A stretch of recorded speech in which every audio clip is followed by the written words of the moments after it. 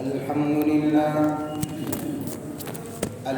لله نحمده ونستعينه ونستغفره ونؤمن به ونتوكل عليه ونعوذ بالله من شرور أنفسنا ومن سيئات أعمالنا من يهده الله فلا مضل له ومن يضلله فلا هادي له ونشهد أن لا إله إلا الله وحده لا شريك له ونشهد أن سيدنا وسندنا ومولانا محمدا عبده ورسوله صلى الله تعالى عليه وعلى آله وأصحابه أجمعين أما بعد فأعوذ بالله من الشيطان الرجيم بسم الله الرحمن الرحيم يا أيها الناس إنا خلقناكم من ذكر وأنثى وجعلناكم شعوبا وقبائل لتعارفوا إن أكرمكم عند الله أتقاكم إن الله عليم خبير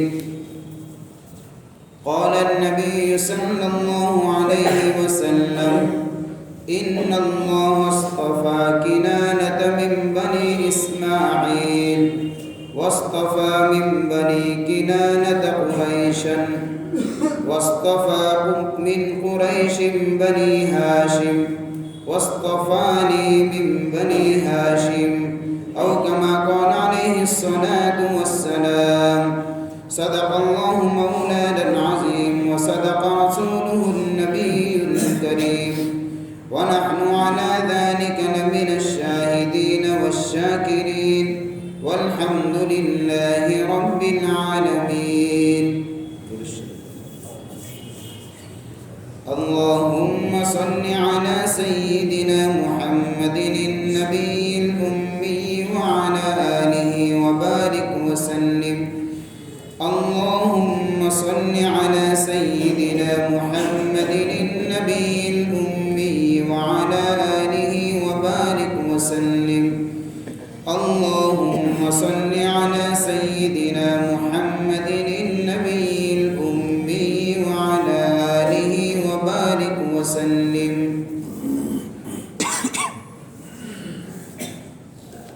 قابل قدر محترم دوست اور بزرگوں، مہینے کی تیسری جمعہ ہے اور درس سیرت کے عنوان سے چوتھی قسط آج ہے، یعنی درس سیرت کا چوتھا باب،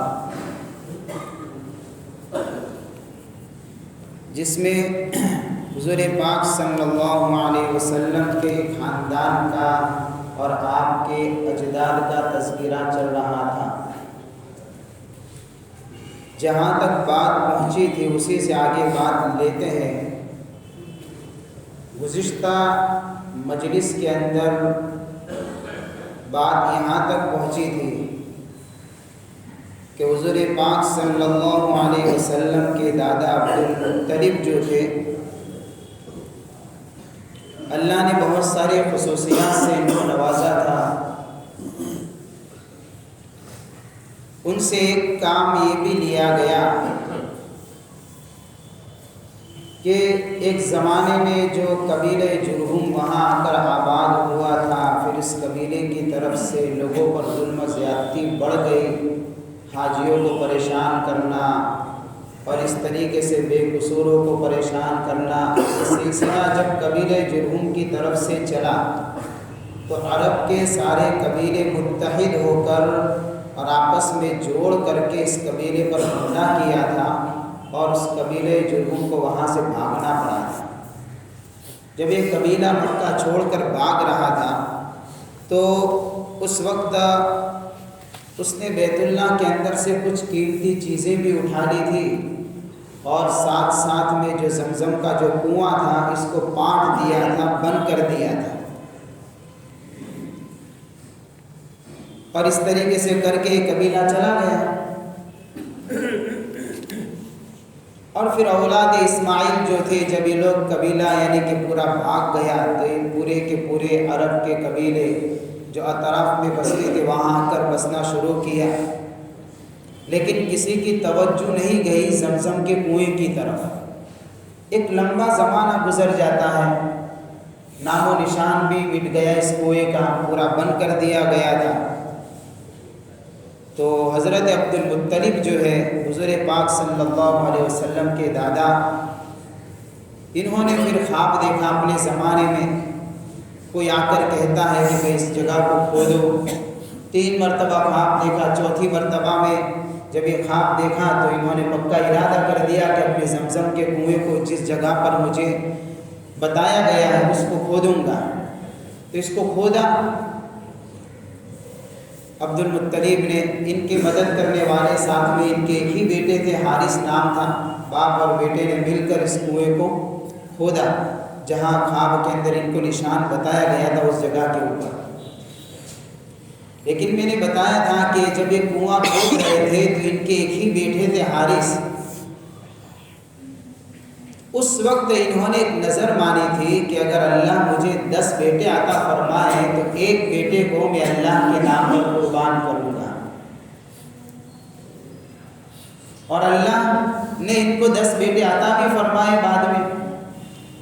اب ایک مرتبہ بیت اللہ کے اندر سوئے ہوئے ہیں، یعنی وہاں قریب میں، اور خواب کے اندر کوئی کہنے والا کہہ رہا ہے کہ عبد المطلب اس گھر کے مالک کے لیے جو نظر تم نے مانی تھی اس کو پورا کرو۔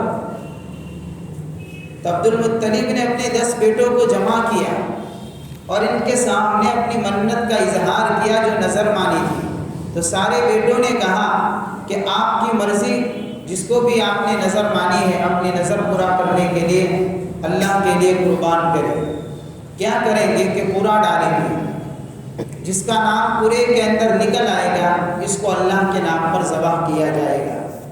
اتفاق ایسا کہ پورے کے اندر حضور پاک صلی اللہ علیہ وسلم کے والد گرامی حضرت عبداللہ کا نام نکل آتا ہے، اور ان کو ذبح کرنے کے ارادے سے لے چلتے ہیں عبد المطلب۔ یہ حضور کے دادا اور حضرت عبداللہ کے والد ہوئے۔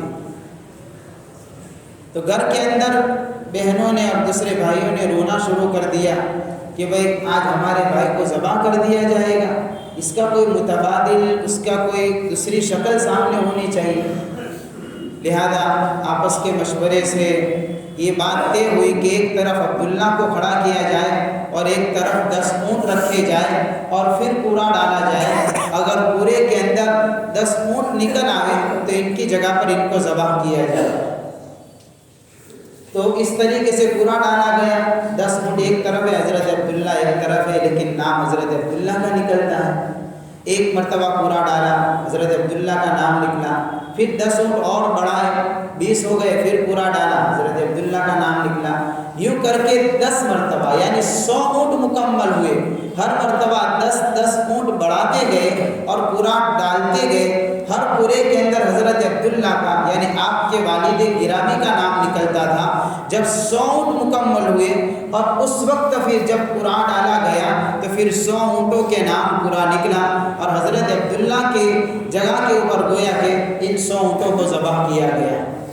اس لیے حضور پاک صلی اللہ علیہ وسلم کو ابن الذبیحین کہا جاتا ہے۔ ایک مرتبہ ایک دیہات کے رہنے والے کوئی صاحب حضور کی خدمت میں پہنچے اور انہوں نے حضور کو یا رسول اللہ کہہ کر نہیں پکارا، بلکہ یوں کہا یا ابن الذبیحین، اے 2 ذبیحوں کے بیٹے۔ تو صحابہ نے سنا کہ 2 ذبیح، یہ کون 2 ذبیح؟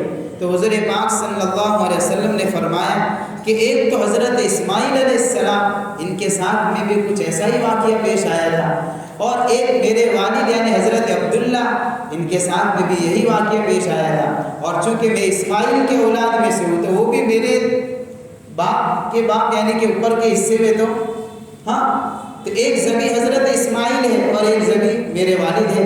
تو 2 ذبح ہو گئے، تو کہ 2 ذبیحوں کے بیٹے۔ اس طریقے سے گویا کہ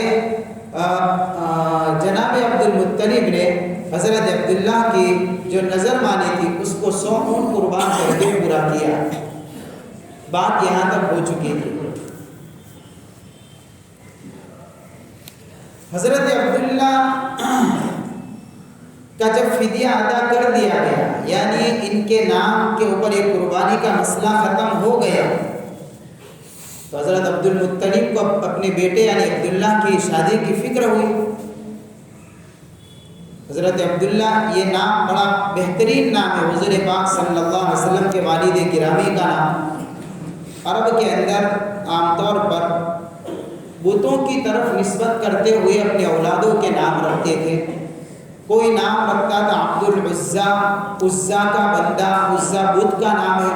کوئی رکھتا تھا عبد مناف، مناف کا بندہ، مناف بت کا نام ہے۔ کوئی رکھتا تھا عبد منات، منات بھی بت کا نام ہے۔ اس طریقے سے نام رکھے جاتے تھے۔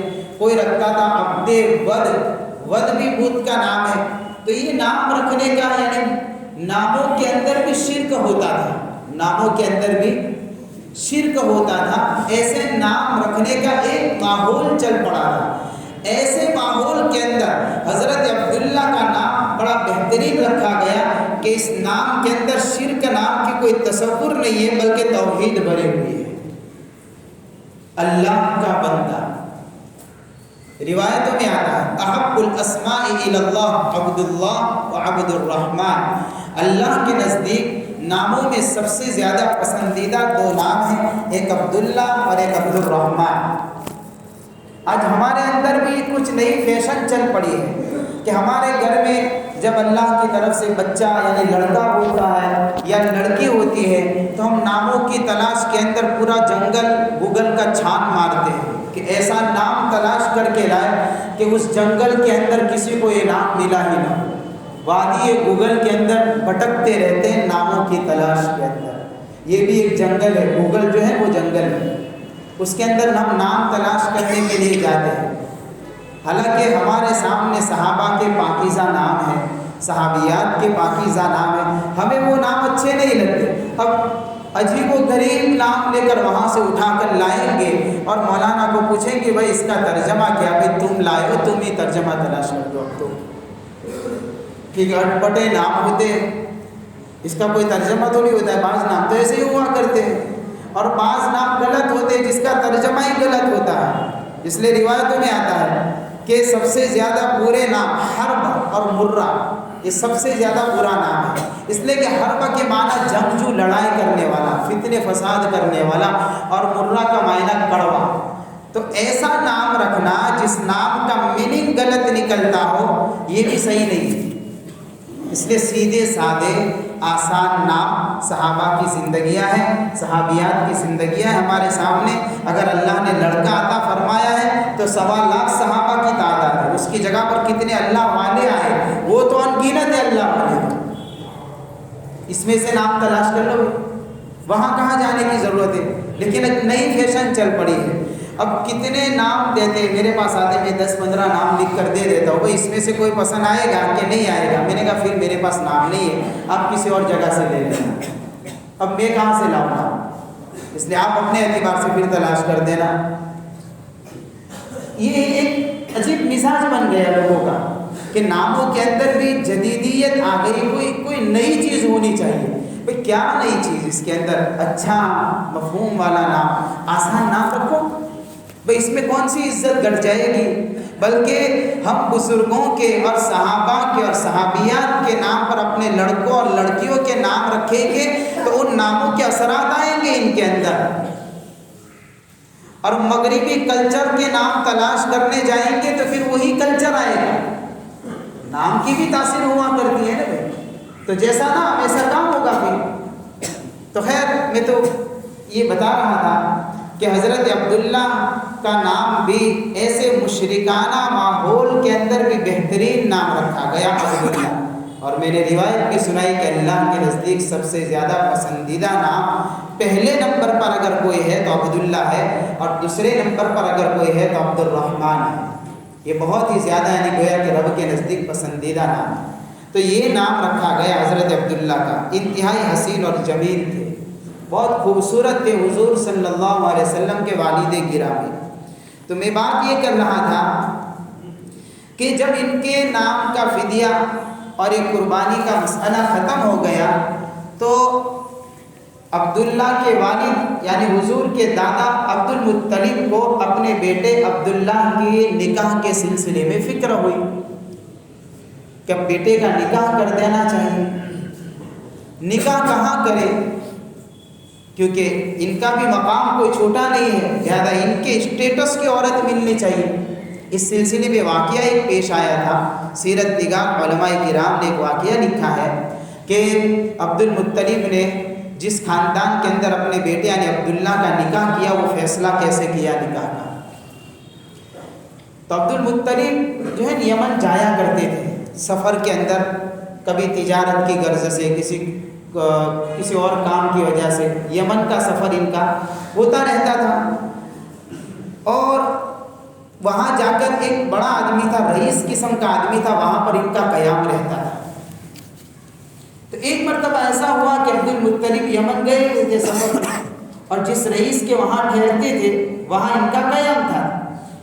اور اس رئیس کے گھر پر ایک آدمی آیا ہوا تھا جو پہلی آسمانی کتابوں کا علم وہ رکھتا تھا, وہ جانتا تھا اگلی آسمانی کتابوں کے بارے میں, اس کو کافی ساری معلومات تھی.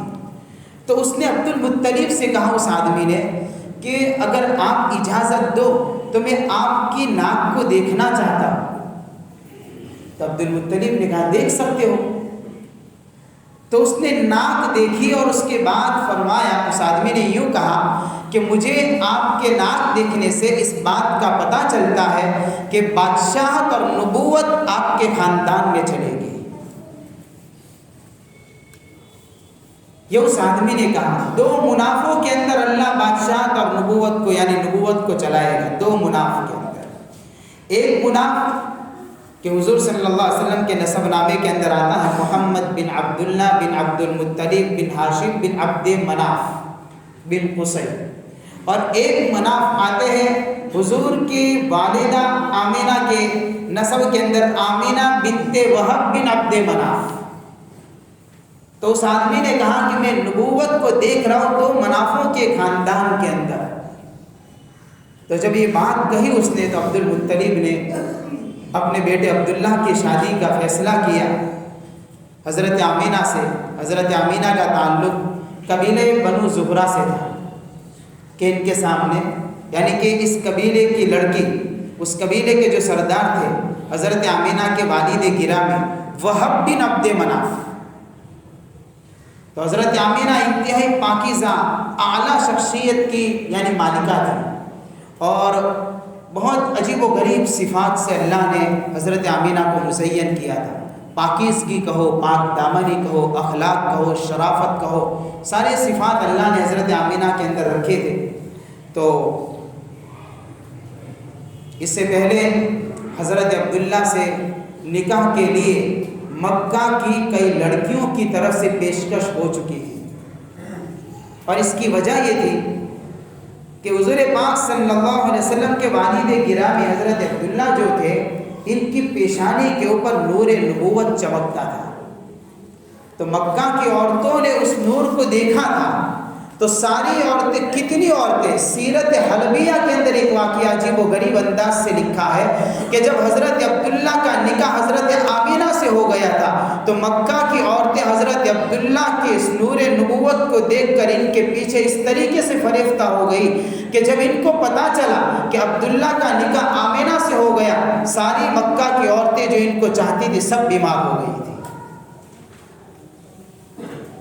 سب بیمار ہو گئی. ساری عورتیں جن کی خواہش تھی کہ ہم حضرت عبداللہ سے جڑ جائیں, ساری عورتیں بیمار ہو چکی تھیں. تو ایسے کئی عورتوں کی طرف سے پیشکش آئی تھی نکاح کی. بلکہ لکھا ہے کہ عبد المطلب جب اپنے بیٹے عبداللہ کو لے کر قبیلہ بنو زہرہ یعنی مدینہ جا رہے تھے، قبیلہ مدینہ میں آباد تھا نکاح کے لیے حضرت عبداللہ کو لے کر، تو راستے میں ایک یہودیہ عورت ملی اور اس نے حضرت عبداللہ سے کہا کہ عبداللہ اگر آپ میرے سے قریب آ جاؤ تو آپ کے ابا کے لیے جو 100 اونٹ ان کی نظر کے طور پر یعنی کہ قربان کیے تھے، میں آپ کو بطور انعام کے 100 اونٹ دوں گی، آپ آ جائیے۔ اس نے دعوت دی اس بات کی۔ حضرت عبداللہ نے کہا کہ گناہ سے بہتر موت ہے، اس حرام کا ارتکاب میں نہیں کر سکتا، لہذا وہاں سے نکل گئے۔ وہ تو نکاح تو ہو گیا قبیلہ بنو زہرہ کے اندر حضرت آمینہ کے ساتھ میں، اور نکاح بھی کیسے ہوا، بڑا عجیب۔ عبد المطلب کا نکاح بھی حضرت آمینہ کی چچا زاد بہن سے ہوا۔ آپ کی والدہ محترمہ، حضور کی والدہ محترمہ آمینہ جو ہے، ان کے ابا کا نام وہب بن عبد مناف اور ان کے چچا کا نام یعنی وہب کے بھائی کے نام وہیب بن عبد مناف۔ تو وہب کی بیٹی آمینہ ہے اور وہیب کی بیٹی حالہ ہے۔ وہب کی بیٹی آمینہ سے نکاح ہوا حضرت عبداللہ کا، اور وہیب کی بیٹی حالہ سے نکاح ہوا حضرت عبداللہ کے والد یعنی عبد المطلب کا، یعنی باپ اور بیٹے کا نکاح ایک ہی مجلس میں ہوا۔ حضرت عبداللہ کا نکاح حضرت آمینہ سے ہوا، اور آمینہ کی چچا زاد بہن، ان کے چچا کی لڑکی وہیب کی لڑکی حضرت حالہ سے، یہ حالہ سے نکاح ہوا عبد المطلب کا، اور حالہ سے جن کی پیدائش ہوئی وہ حضرت حمزہ رضی اللہ تعالیٰ عنہ، جو حضور پاک صلی اللہ علیہ وسلم کے چچا بھی لگتے ہیں اور آپ کے دودھ پیتے شریک بھائی بھی لگتے ہیں، جس کو رضاعی بھائی کہا جاتا ہے۔ حضرت حمزہ حضور کے چچا بھی لگے اور رضاعی بھائی بھی لگتے ہیں۔ تو اس طریقے سے ایک ہی مجلس کے اندر باپ اور بیٹے کا نکاح ہوا۔ تو جب عبد المطلب لے کر نکلے تھے اپنے بیٹے عبداللہ کو نکاح کے لیے، تو بیچ میں اس عورت نے اس طریقے سے دعوت دی تھی اور اس کو ٹھکرا دیا تھا۔ نکل گئے، نکاح ہو گیا، واپس آئے تو اس عورت نے پوچھا عبداللہ کیا ہوا کہ اس طریقے سے نکاح ہو گیا؟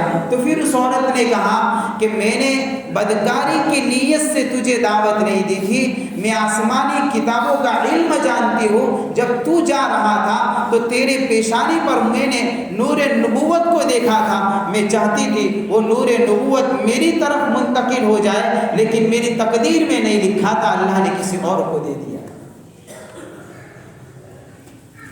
یہ یعنی کہ اللہ نے حضور کے والد گرامی کو اس طریقے سے جو نبوت کا زمانہ قریب ہوتا تھا، نبوت کے انوارات، اس کے برکات اور ایسے واقعات کا ظہور بڑھتا جا رہا تھا۔ حضرت عبداللہ کا انتقال یعنی آپ کے والد گرامی کا انتقال یہ سمجھو کہ جوانی میں ہی ہو چکا تھا، حضور کی پیدائش سے پہلے۔ جب ان کا انتقال ہوا تو مختلف اقوال ہیں، مختلف باتیں ہیں کہ کس عمر میں انتقال ہوا تھا۔ سیرت نگاروں نے لکھا ہے 30 سال کی عمر بھی بتائی ہے، 25 سال کی عمر بھی بتائی ہے، 28 سال کی عمر بھی بتائی ہے، 18 سال کی عمر بھی بتائی ہے، لیکن زیادہ تر مضبوط بات اگر کسی کو مانا ہے ان میں سے تو 18 سال کو زیادہ آگے رکھا ہے کہ 18 سال کی عمر میں حضرت عبداللہ کا انتقال ہو گیا۔ اور انتقال کا واقعہ ایسا پیش آیا کہ عبداللہ بغرض تجارت ملک شام کا سفر کے ارادے سے نکلے ہوئے تھے، راستے میں بیمار ہو گئے، لہذا قافلے والوں نے عبداللہ کو مدینہ کے اندر روک دیا کہ بھئی آپ بیمار ہیں، آپ کو نہیں آنا ہے، اور یہ قافلہ پورا کا پورا مکہ آ گیا مدینہ سے۔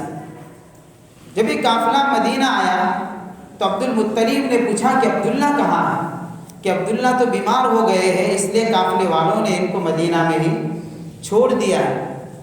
تو عبد المطلب نے فوراً اپنے بیٹے جو حارث جو زمزم کے کنویں کھودنے کے اندر ساتھ میں تھے ان کو کہا کہ جاؤ فوراً عبداللہ کی خبر لے کر آؤ۔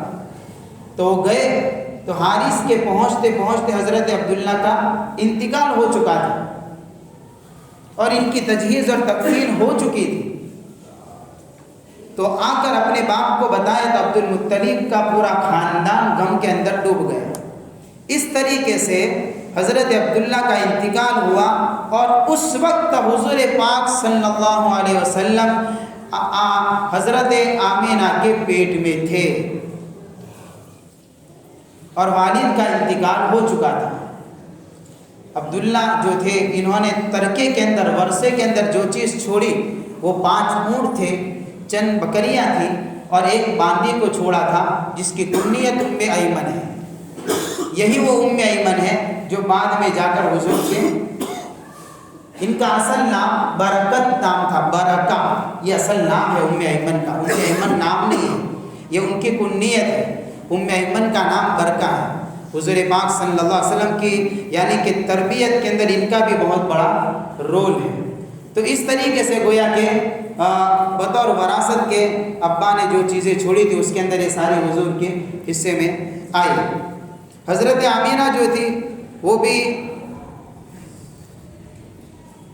جب عبداللہ کا انتقال ہوتا ہے، حضور پاک صلی اللہ علیہ وسلم ماں کے پیٹ کے اندر ہے تو انتہائی غم کے حالت کے اندر، لیکن حضرت آمینہ نے فرمایا کہ حالت حمل کے اندر جیسا عام عورتوں کو بوجھ محسوس ہوتا ہے، مجھے کبھی بھی ایسا بوجھ محسوس نہیں ہوا جو حضور میرے پیٹ میں تھے تب، بلکہ عجیب و غریب واقعات کا ظہور ہوا ہے۔ اور بڑے عجیب انداز سے سیرت نگار علماء کرام نے واقعات کو لکھا ہے۔ حضرت آمینہ کا انتقال حضور کی پیدائش کے بعد 6 سال کی عمر تھی جب حضور کی، حضرت آمینہ کا بھی انتقال ہو جاتا ہے۔ اب حضور نہ باپ کے سائے سے بھی محروم ہو گئے، ماں کے سائے سے بھی محروم ہو گئے، اب دادا کی یعنی کہ تربیت کے اندر آ گئے۔ میں حضور کی ولادت کا ذکر کروں اس سے پہلے ضروری ہے کہ آپ کی ولادت سے پہلے جو واقعات پیش آئے تھے ان چند واقعات کو ذرا مختصر انداز میں سمجھ لیں تاکہ پتہ چلے کہ حضور کا زمانہ جوں جوں قریب ہوتا گیا اللہ کی طرف سے انقلابی نشانیوں کا ظہور ہوتا گیا۔ ان میں سے سب سے پہلا بڑا واقعہ جو پیش آیا، جو سارے عرب کے اندر مشہور ہو گیا، وہ اصحاب فیل کا واقعہ ہے۔ میں نے اس واقعے کا تذکرہ درس قرآن کے عنوان سے سورۃ الفیل کے اندر بڑی تفصیل سے کیا تھا۔ میں مختصر تذکرہ کروں گا اس واقعے کو۔ اللہ نے اس سورت کو جو اتارا، الم تر کیف فعل ربک باصحاب الفیل، اس سورت کے اندر اسی واقعے کو اللہ نے بیان فرمایا ہے۔ حضور کی ولادت سے 50 یا 55 دن پہلے واقعہ پیش آیا تھا۔ حضور کی ولادت ربیع الاول میں ہے، یہ واقعہ پیش آیا اس وقت محرم الحرام کا مہینہ چل رہا تھا، اور 50 یا 55 دن پہلے واقعہ پیش آیا۔ اور واقعہ کچھ اس طریقے سے تھا کہ حبشہ کا بادشاہ جو تھا نجاشی نے یمن کا جو گورنر مقرر کیا تھا اس گورنر کا نام ابرہہ تھا، اور یہ ابرہہ جو تھا عیسائی مذہب سے تعلق رکھتا تھا، اور اس کو پتا تھا کہ مسلمانوں کا مرکز اور عربوں کا مرکز مکہ المکرمہ ہے اور وہاں بیت اللہ ہے، ان کے دلوں کے اندر بہت بڑی عظمت ہے اس کی۔ اب وہ یہ چاہتا تھا کہ سارے لوگوں کی توجہ وہاں سے ہٹ جائے اور ملک یمن کی طرف ہو جائے، لہذا اس کے لیے کیا کرے کہ میں بھی یہاں پر ایک عبادت خانہ بناؤں۔ لہذا یمن کا جو کیپٹل کہا جاتا ہے صنعاء، اس جگہ کے اوپر اس نے عیسائیوں کا عبادت خانہ یعنی گرجا گھر بنایا، اور بہت پرتکلف انداز سے بنایا، قیمتی پتھروں کے ذریعے سے بنایا، مزین کر کے بنایا۔ جب پورا عبادت خانہ یعنی عیسائیوں کا جب بن کر تیار ہو گیا تو ابرہہ نے لوگوں میں اعلان کروایا کہ جو لوگ حج کے لیے مکہ جاتے ہیں اور وہ لوگ مکہ نہ جائیں بلکہ یہاں پر یمن میں آیا کریں۔ جب یہ اعلان عرب کے لوگوں نے سنا تو ان کی غیرت اس چیز کو برداشت نہیں کر سکتی تھی، چاہے یہ لوگ مشرکانہ عمل کے اندر مبتلا ہو چکے تھے لیکن بیت اللہ کی عظمت ابھی بھی ان کے دلوں میں موجود تھی، لہذا ان کو یہ بات گوارا نہیں ہوئی، یہ کیسے ہو سکتا ہے۔ لہذا اس کا رد عمل سامنے بھی آیا، اس کا رد عمل یہ سامنے آیا کہ ایک آدمی نے جا کر اس کے بنائے ہوئے گرجا گھر میں جا کر گندگی کر دی، پاخانہ کر دیا، اور دوسرا یہ آیا کہ اس گرجا گھر کے قریب کوئی قافلہ عرب کا رکا ہوا تھا، اس نے کسی کام کے لیے آگ جلائی تھی، اس آگ کے اندر سے ایک چنگاری اڑ کر اس یعنی کہ عبادت گاہ کو لگ گئی، اس کا ایک حصہ اس کی وجہ سے جل گیا۔ یہ جب ہوا کہ عبادت گاہ کے اوپر آگ بھی لگی اور اس میں یعنی کسی نے گندگی کر دی، خراب کر دیا، اتنی میں نے محنت سے بنایا، تو اس نے ارادہ کر دیا کہ اب میں جا کر بیت اللہ کو گرا دوں۔ اس نے ہاتھی والا لشکر تیار کیا، سارے ہاتھی نہیں تھے، چند ہاتھی تھے جو مشہور یعنی طاقتور تھے، اس میں سے ایک ہاتھی تھا محمود نام تھا اس کا۔ اس منظم طریقے سے بہت بڑی فوج لے کر مکہ کے اندر یعنی بیت اللہ پر حملے کے ارادے سے وہاں سے نکلا۔ بیچ میں جس قبیلے نے اس سے ٹکر لی، اس قبیلے کو ختم کر دیا اور اس کے سردار کو اس نے گرفتار کیا، قید کیا۔ یوں کرتے کرتے آگے بڑھتا جاتا تھا، جتنے قبائل بیچ میں آتے تھے، جو بھی مقابلہ کرتا تھا، سب راستے سے ہٹا دیے جاتے تھے، سب ختم ہو جاتے تھے، اس لیے کہ اس کی فوج طاقتور تھی۔ اس لیے مقابلہ تو کرتے تھے لیکن مقابلے کے اندر وہ شکست ہی کھاتے تھے، اور اللہ کو یہی منظور تھا، اس لیے کہ اس کا انجام کسی اور جگہ پر کر کے دکھانا تھا، لوگوں کے لیے عبرت کا سامان بنانا تھا اس کو، کہ جس نے بیت اللہ کے اوپر اس ارادے سے یعنی کہ ارادے کے ساتھ میں آگے بڑھا ہے۔ مکہ کے قریب جہاں پر مکہ والوں کے جانور چرا کرتے تھے، اس جگہ کا نام مغمس ہے، وہاں پر آ کر اس نے اپنے لشکر کے ساتھ اپنی فوج کے ساتھ پڑاؤ ڈالا اور جانوروں کو پکڑ لیا۔ جو مکہ کے جانور جو اس چراگاہ میں چل رہے تھے، ان کو پکڑ لیا۔ جن جانوروں کو پکڑا نا، اس میں سے 200 اونٹ عبد المطلب کے بھی تھے، دوسرے جانور بھی تھے لیکن 200 اونٹ عبد المطلب کے بھی تھے۔ اور اس نے مکہ کے اندر خبر بھیجی اپنے قاصد کے ذریعے سے کہ بھئی مکہ میں جا کر یہ اعلان کر دو کہ بھئی مکہ کے لوگوں کو نہیں چھیڑا جائے گا، ہمارا ارادہ تو بیت اللہ کے ساتھ میں ہمارا تو مسئلہ ہے، ہم تو اس کو ختم کرنے کے لیے آئے ہیں، لہذا آپ لوگ بیچ میں سے ہٹ جاؤ تو آپ کے لیے جان بخشی کا فیصلہ ہو جائے گا۔ تو قاصد نے آ کر مکہ کے اندر کہا، تو کہا کہ بھئی تو ہم کو کیوں کہتا، ہمارے سردار ہے عبد المطلب، ان کو جا کر کہنے۔ تو کہ کون ہے؟ کہ عبد المطلب۔ لے گئے اس کو عبد المطلب کے پاس، تو عبد المطلب نے کہا کہ بھئی یہ تو جس ارادے سے یعنی جو پیغام لے کر آیا ہے، تو یہ گھر تو اللہ کا ہے، اللہ اس کو نہیں چھوڑے گا، جا کر اپنے بادشاہ کو کہہ۔ تو اس نے کہا کہ آپ آ کر بتاؤ میں، اتنی تو ہمت میری نہیں ہے، تو کہ چل میں آتا ہوں۔ تو عبد المطلب خود ابرہہ سے ملنے کے لیے روانہ ہو گئے۔ اللہ نے عبد المطلب کو ایسا حسن و جمال عطا فرمایا تھا، ایسا وقار عطا فرمایا تھا، ایسی عظمت اور دبدبہ عطا فرمایا۔ ان کو اللہ نے بنایا تھا کچھ اس انداز سے کہ عبد المطلب جب پہنچے ہیں ابرہہ کے سامنے، ابرہہ اپنے شاہی تخت پر بیٹھا ہوا تھا، دیکھ کر کھڑا ہو گیا، اپنے تخت کو چھوڑ کر نیچے اتر گیا۔